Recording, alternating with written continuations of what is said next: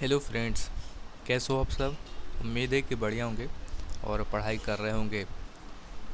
आज मैं यूपीएसआई की तैयारी करने वालों के लिए बहुत ही बढ़िया यूपीएसआई मूल विधि क्लासेस लेकर आ रहा हूँ, जिसमें हम पूरी तरीके से मूल विधि को समाप्त करने वाले हैं। हम शुरू से लेकर आखिरी तक बहुत ही बढ़िया तरीके से कस्टमाइज नोट्स के रूप में हम आप लोगों तक वीडियोस के माध्यम तक पहुंचा देंगे। तो आप लोग बने रहे। सबसे पहले हमें पढ़ना क्या है मूल विधि में वो जान लेते हैं। उसके बाद हम अपना टॉपिक सूचना का अधिकार अधिनियम 2005 शुरू करेंगे। तो सिलेबस में बता देता हूँ, आप सुन लीजिए। तो सिलेबस में है भारतीय न्याय संहिता एवं भारतीय न्याय सुरक्षा संहिता, ये टॉपिक होगा। इसके बाद महिलाओं, बच्चों, अनुसूचित जाति के सदस्यों को संरक्षण देने संबंधी विधिक प्रावधान, ये होगा। अगला होगा टॉपिक यातायात नियम। अगला होगा पर्यावरण संरक्षण। अगला होगा वन्य जीव संरक्षण। अगला होगा मानव अधिकार संरक्षण।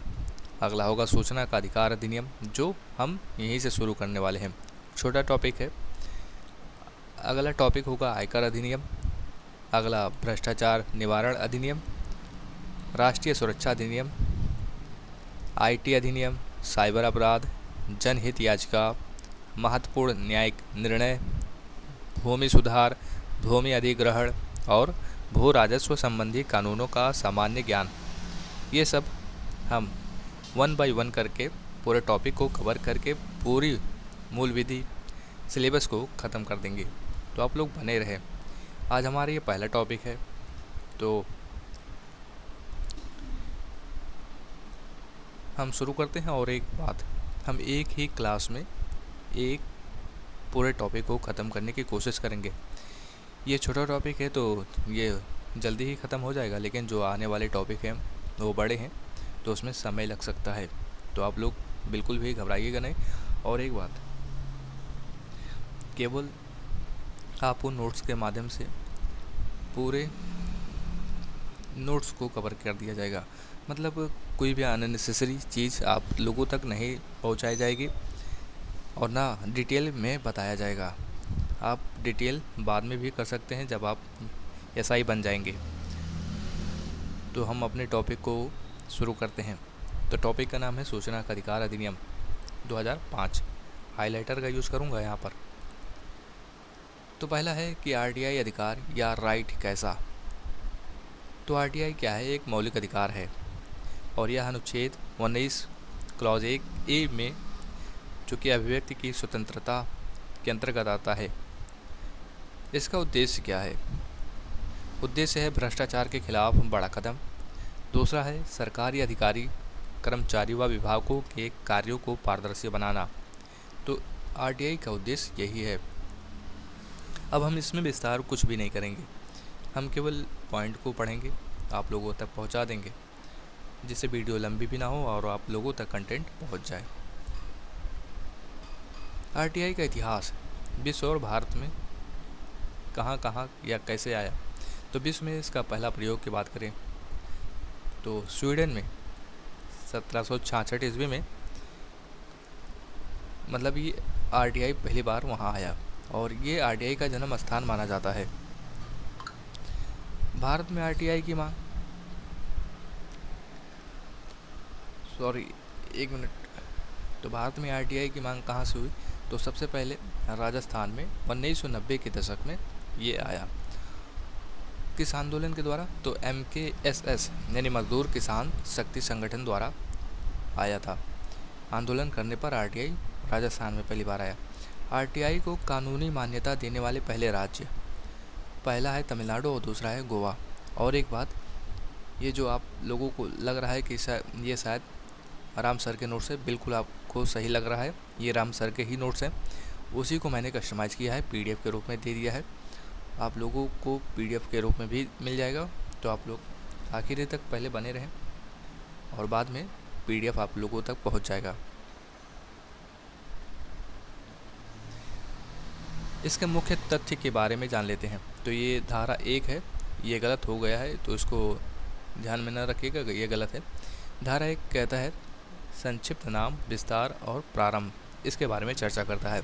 और ये सभी टॉपिक के अंतर्गत धारा 1 के अंतर्गत यही कॉमन चीज़ आएगी। लागू, ये संपूर्ण भारत में लागू है। इसके कितने अध्याय हैं? तो 6 अध्याय हैं और कुल धाराएं 31 हैं। अधिनियमित इनेक्टेड 15 जून 2005 को और लागू कब हुआ? 12 अक्टूबर 2005 को।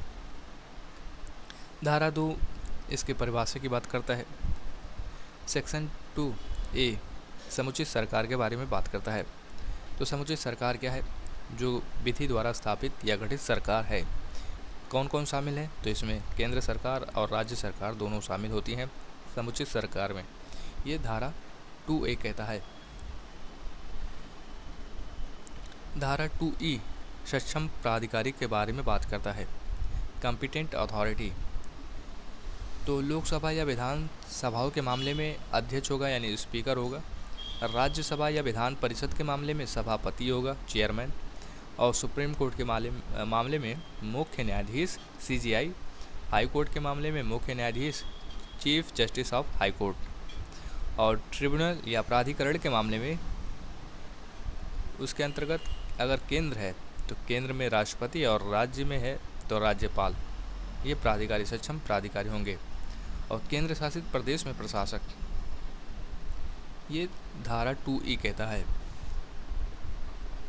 अब धारा 2F क्या कहता है? सूचना के बारे में बताता है। धाराएं हमें याद करनी पड़ेगी। हम बार बार पढ़ते जाएंगे, याद हो जाएगा, लेकिन हमें पढ़ना होगा। एक बार में नहीं होगा, बार बार पढ़ना होगा। तो धारा 2F सूचना के बारे में बात करता है। सूचना का अर्थ क्या है? ऐसा कोई भी डेटा या सामग्री जिसे लिखित या इलेक्ट्रॉनिक फॉर्म में सुरक्षित किया जा सके। सूचना के अंतर्गत आने वाले उदाहरण जैसे कि दस्तावेज हो गया, ज्ञापन हो गया, ईमेल हो गया, मत, सलाह, प्रेस विज्ञप्ति, परिपत्र, मॉडल, आंकड़े, आदेश, लॉगबुक, संविदा या कॉन्ट्रैक्ट, रिपोर्ट, नमूने, ये सभी इंफॉर्मेशन यानी सूचना के अंतर्गत आते हैं। नोट, इम्पॉर्टेंट लाइन है। प्राइवेट कंपनी का डाटा भी सूचना में शामिल होगा यदि वह सरकारी विभाग या अधिकारी के अंतर्गत कार्य कर रही हो। प्राइवेट कंपनी का भी, ठीक है, ध्यान में रखना है आपको। धारा 2H लोक प्राधिकारी के बारे में बात करता है। पब्लिक अथॉरिटी, परिभाषा क्या है? कोई भी अधिकारी या निकाय या संस्थान, ये तीनों ये तब पब्लिक अथॉरिटी माने जाएंगे जब इनका गठन संसद यानी पार्लियामेंट, संविधान कॉन्स्टिट्यूशन, विधानमंडल यानी स्टेट लेजिस्लेचर या समुचित सरकार द्वारा किया गया हो, तभी ये पब्लिक अथॉरिटी मानी जाएंगी, या इन्हें सरकार द्वारा नियुक्त किया गया हो। इम्पोर्टेंट नोट, यदि NGO यानी गैर सरकारी संस्था सरकार के नियंत्रण या वित्तीय सहायता में है तो वह भी पब्लिक अथॉरिटी मानी जाएगी। बहुत ही इम्पोर्टेंट लाइन है। तो इसमें कुछ हमें विस्तार नहीं करना है, जो पॉइंट्स हैं वो उसको आप लोगों तक पहुंचाना है बस। कोई भी विस्तार नहीं करना है क्योंकि वीडियो लंबी हो जाएगी और कुछ मतलब ही नहीं रहेगा। धारा 2J कहता है सूचना के अधिकार के बारे में बात करता है। राइट टू इन्फॉर्मेशन, इसकी परिभाषा क्या है? RTI वह अधिकार है जिसके तहत कोई नागरिक पब्लिक अथॉरिटी से सूचना प्राप्त कर सकता है। तो अभी हमने पिछले वाले में पब्लिक अथॉरिटी के बारे में जाना कि कौन कौन आते हैं। तो इसमें शामिल क्या है? जैसे कि रिकॉर्ड या दस्तावेज का निरीक्षण, इंस्पेक्शन ऑफ डॉक्यूमेंट्स या रिकॉर्ड्स, नोट्स और रिकॉर्ड की प्रतिलिपि, नमूने, प्रमाणित प्रतियां। तो ये हमारा अधिकार है कि हम इन चीज़ों के माध्यम से सूचना प्राप्त कर सकते हैं। विशेष बिंदु, जानकारी यानी डॉक्यूमेंट्स को सुव्यवस्थित यानी ऑर्गेनाइज्ड और इलेक्ट्रॉनिक रूप में सुरक्षित रखना अनिवार्य है, अनिवार्य, कंपलसरी। केवल भारतीय नागरिक सूचना का अधिकार रखते हैं। विदेशी नागरिक RTI के अंतर्गत सूचना नहीं मांग सकते। जिन लोगों को नहीं पता है वो जान ले कि केवल ये भारतीय नागरिक लोगों के लिए है। सेक्शन 4 क्या कहता है? लोक प्राधिकारियों के कर्तव्यों के बारे में बात करता है। सभी दस्तावेज और सूचना को सुव्यवस्थित रखा जाए। सूचना इस प्रकार सुरक्षित रखी जाए कि नागरिक द्वारा मांगने पर तुरंत उपलब्ध कराई जा सके। तुरंत सूचना को यथासंभव इलेक्ट्रॉनिक रूप से संग्रहित किया जाए, इलेक्ट्रॉनिक फॉर्म में हो और उसी में सेव किया जाए। इस तरीके से व्यवस्था की गई है और ये लोक प्राधिकारियों के कर्तव्य हैं सेक्शन 4 के अंतर्गत। सेक्शन 5 क्या कहता है? लोक सूचना अधिकारियों का पदनाम यानी designation of public information officer. प्रत्येक लोक प्राधिकारी यानी पब्लिक अथॉरिटी सूचना उपलब्ध कराने के लिए अपने कार्यालयों में अधिकारियों की नियुक्ति करेगा। अपने कार्यालयों में अधिकारियों की नियुक्ति करेगा। नियुक्त अधिकारी, इनके बारे में जान लेते हैं। अधिकारी कौन सा अधिकारी? तो केंद्रीय लोक सूचना अधिकारी, केंद्रीय लोक सूचना अधिकारी यानी CPIO, ये केंद्र में होंगे यानी सेंट्रल पब्लिक इंफॉर्मेशन ऑफिसर होंगे। और राज्य में राज्य लोक सूचना अधिकारी यानी SPIO यानी स्टेट पब्लिक इंफॉर्मेशन ऑफिसर होंगे। महत्वपूर्ण बिंदु, किसी पब्लिक अथॉरिटी में CPIO या SPIO की संख्या जो है निश्चित नहीं है। आवश्यकता के अनुसार जितने अधिकारी जरूरी हैं उतने नियुक्त किए जा सकते हैं। ये इम्पोर्टेंट है, पूछ लिया अगर ऑप्शन में कि पब्लिक अथॉरिटी में CPIO या SPIO की संख्या निश्चित होती है, तो बिल्कुल भी नहीं होती। धारा 6 सेक्शन 6 सूचना प्राप्त करने हेतु आवेदन, इसके बारे में बात करता है। RTI आवेदन किस भाषा में किया जा सकता है? तो हिंदी, अंग्रेजी और क्षेत्र की आधिकारिक भाषा में किया जा सकता है। आवेदन का तरीका क्या है? लिखित और इलेक्ट्रॉनिक, ऑफलाइन या ऑनलाइन। शुल्क कितना लगेगा? 10 रुपये। अगर आपको भविष्य में ज़रूरत पड़ती है तो आप लोगों को पता चल गया कि किन भाषाओं में हम कर सकते हैं, तरीका क्या है और कितना फीस लगेगा, तो केवल 10 रुपये लगेंगे। ये धारा 6 है। धारा 7 यानी सेक्शन 7 क्या कहता है? आवेदन का निपटारा यानी डिस्पोजल ऑफ रिक्वेस्ट के बारे में बात करता है। तो सूचना उपलब्ध कराने की समय सीमा के बारे में बात करता है। आवेदन प्राप्ति से 30 दिन के भीतर सूचना प्रदान की जाए। यदि मामला किसी व्यक्ति के जीवन या स्वतंत्रता यानी लाइफ एंड लिबर्टी से जुड़ा है तो सूचना 48 घंटे यानी 2 दिन के भीतर दिया जाए। महत्वपूर्ण नोट, यदि लोक सूचना अधिकारी PIO तय समय सीमा में सूचना उपलब्ध नहीं कराता है तो माना जाएगा कि उसने आवेदन निरस्त कर दिया है। यानी यह मान लिया जाएगा कि अधिकारी ने आवेदन को खारिज कर दिया है अगर 30 दिन के भीतर उपलब्ध नहीं कराता है। सामान्य मामलों में धारा 8 सूचना देने से छूट, exemption from disclosure of information, इसके बारे में बात करता है। कुछ परिस्थितियों में सूचना देने से छूट प्रदान की जाती है अधिकारियों को। अपवाद, मुख्य अपवाद, ऐसी सूचना जो देश की अखंडता, इंटीग्रिटी, संप्रभुता, सोवर्निटी और सुरक्षा, इन चीज़ों को खतरा हो तो नहीं दिया जाएगा, सूचना बिल्कुल भी नहीं दिया जाएगा। और इसमें शामिल है रणनीति, वैज्ञानिक या आर्थिक हित और विदेशी राज्यों से संबंधों को प्रभावित करती हो तो इन मामलों में बिल्कुल भी आप लोगों को सूचना नहीं मिलेगा। धारा 8 स्पेशल केस है। और ऐसी सूचना और भी आगे है जैसे कि ऐसी सूचना जिसे न्यायालय या जांच एजेंसी देने से मना कर दे और विदेशी सरकार द्वारा विश्वासपूर्वक दी गई सूचना, और ऐसी सूचना जिससे किसी व्यक्ति के जीवन या शारीरिक सुरक्षा को खतरा हो, और अपराधियों की जांच पड़ताल से जुड़ी जानकारी और मंत्रिमंडल के कागजात या पत्र, इन सब के बारे में आप सूचना प्राप्त नहीं कर सकते। और ये जो AFGHI लिखा हुआ है वो उसके अंतर्गत आता है, धारा 8 के अंतर्गत आता है। तो इन मामलों में आप लोगों को सूचना नहीं मिलेगी। अगर आप इस मामले में आरटीआई दाखिल करते हैं तो बिल्कुल भी नहीं मिलेगी। धारा 11, तो जो आप लोगों ने देखा कि जो इम्पोर्टेंट है उन्हीं धाराओं को हमें पढ़ना है जो एग्ज़ाम से संबंधित है। सभी धाराओं को बिल्कुल भी नहीं पढ़ना है, जैसे कि अभी हमने 9 और 10 छोड़ दिया। तो धारा 11 यानी 11 क्या कहता है? थर्ड पार्टी सूचना के बारे में बात करता है।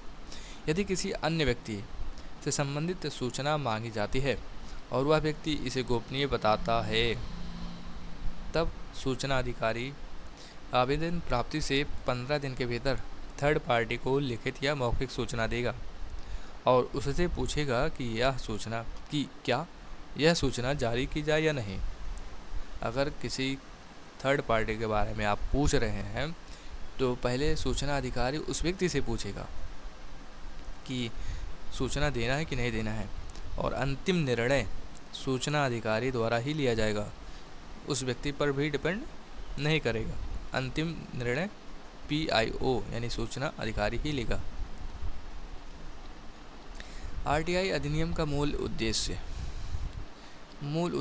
क्या है? सरकार के कार्य में पारदर्शिता, जवाबदेही को बढ़ावा देना। इसलिए आरटीआई एक्ट का उद्देश्य केवल सूचना उपलब्ध कराना ही नहीं, बल्कि शासन में जनभागीदारी और जिम्मेदारी को मजबूत करना भी है। मुख्य तथ्य जो हमने पहले पेज में पढ़ा, तो फिर से वही है कि कुल धाराएं 31 हैं, अध्याय 6 हैं और अनुसूचियां 2 हैं। प्रथम अनुसूची अधिकारियों की शपथ का प्रारूप, इसके बारे में बात करता है, और द्वितीय अनुसूची में वे संगठन या संस्थाएं जिन पर आरटीआई लागू नहीं होगा, ये हमने धारा 8 के अंतर्गत देखा है। अध्याय 3, ये अध्याय 3 है, केंद्रीय सूचना आयोग के बारे में बात करेगा।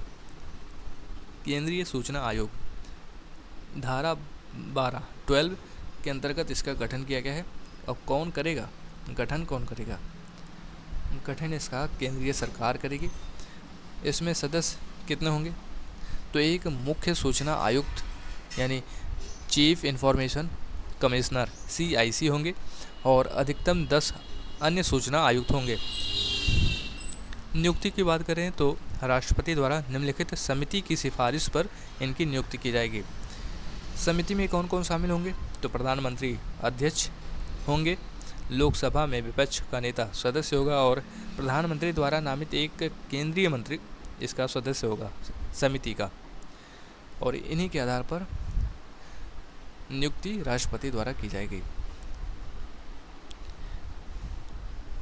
पदावधि की बात करें, टेन्योर की बात करें, तो कार्यकाल केंद्र सरकार द्वारा तय होगा और अधिकतम 65 वर्ष की आयु तक या कार्यकाल की समाप्ति जो पहले हो।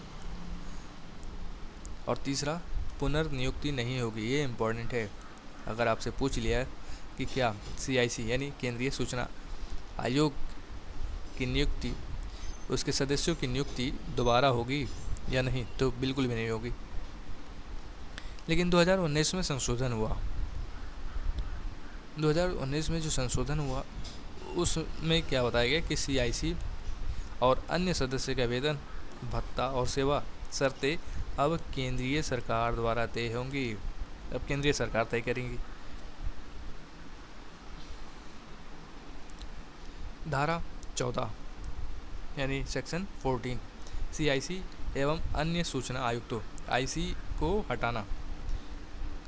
किस कारण के आधार पर आप हटा सकते हैं? तो सिद्ध कदाचार या भ्रष्टाचार के आधार पर। और दूसरा है पद पर बने रहने में असमर्थता। केवल उच्चतम न्यायालय की जांच के बाद ही राष्ट्रपति इन्हें हटा सकते हैं।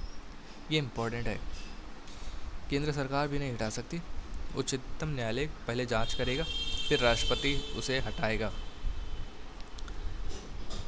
राज्य सूचना आयोग, इसके बारे में सेक्शन 15 में आप लोगों को मिल जाएगा, संविधान में है। गठन कौन करेगा? तो राज्य सरकार करेगी। इसमें सदस्य की बात करें तो एक राज्य मुख्य सूचना आयुक्त होंगे और अधिकतम 10 सूचना आयुक्त होगा। नियुक्ति की बात करें तो राज्यपाल द्वारा निम्न समिति की सिफारिश पर तो समिति में सदस्य जो होंगे वो मुख्यमंत्री जो कि अध्यक्ष होगा और विधानसभा के विपक्ष का नेता इसका सदस्य होगा और मुख्यमंत्री द्वारा नामित एक मंत्री होगा। जैसे हमने केंद्रीय सूचना आयोग के बारे में देखा वैसे ही राज्य सूचना आयोग के बारे में है। इसके पद अवधि की बात करें तो कार्यकाल यहाँ पर भी राज्य सरकार द्वारा तय की जाएगी, वहाँ पर भी केंद्रीय सरकार द्वारा तय होगा। अधिकतम 65 वर्ष की आयु तक या कार्यकाल की समाप्ति जो पहले हो और यहाँ पर भी पुनर्नियुक्ति नहीं होगी। सेक्शन 17 क्या कहता है, राज्य सूचना आयोग के बारे में और अन्य मतलब जो सदस्य होंगे उनके बारे में, उनको हटाने के बारे में बात करता है। तो सेम टू सेम वही है कि सिद्ध कदाचार या भ्रष्टाचार के आधार पर, और दूसरा पद पर बने रहने में असमर्थता है तो हटा दिए जाएंगे। और कब हटाए जाएंगे? केवल उच्चतम न्यायालय की जांच रिपोर्ट के बाद ही राज्यपाल इन्हें हटा सकते हैं। यहाँ पर भी सुप्रीम कोर्ट ही डिसाइड लेगा, न कि हाई कोर्ट। सेक्शन 18 आयोगों की शक्तियाँ एवं कृत्य यानी powers and functions of information commissions, इनके बारे में बात करता है। केंद्रीय सूचना आयोग और राज्य सूचना आयोग के पास क्या क्या अधिकार हैं वो जान लेते हैं।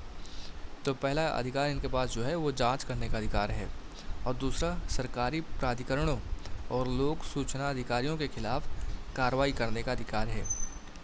लक्ष्य क्या है इनका?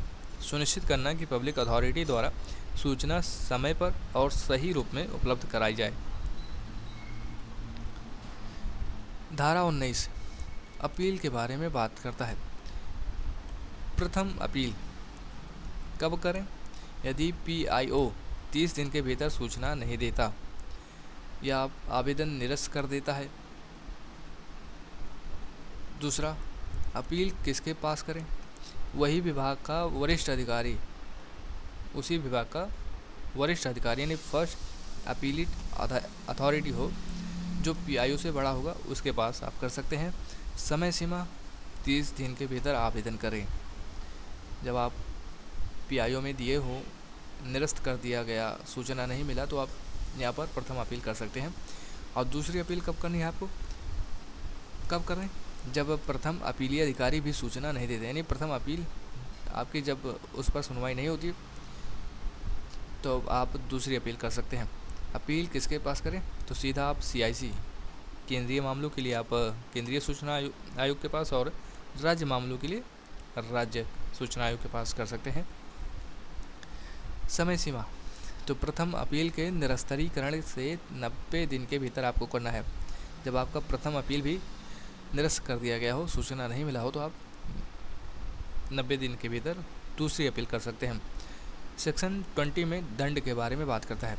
यदि किसी पीआईओ ने बिना उचित कारण आवेदन निरस्त कर दिया, तय समय सीमा में सूचना नहीं दी, या तीसरा गलत तरीके से सूचना दी या जानबूझकर भ्रामक जानकारी दी, और चौथा सूचना को नष्ट किया या उपलब्धि में बाधा डाली, तो केंद्रीय राज्य सूचना आयोग द्वारा दंड लगाया जा सकता है। और दंड का उद्देश्य क्या होगा कि पीआईओ को जिम्मेदार और पारदर्शी बनाना है, जिससे वो आने वाले समय में ऐसी गलतियां ना करेंगे। सूचना लोगों को दें जो इम्पोर्टेंट है, जो देने के लायक है। पीआईओ पर जुर्माना कितना लगेगा, अब उसके बारे में देख लें।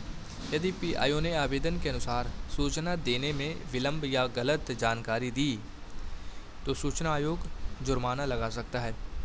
दंड राशि क्या होगा?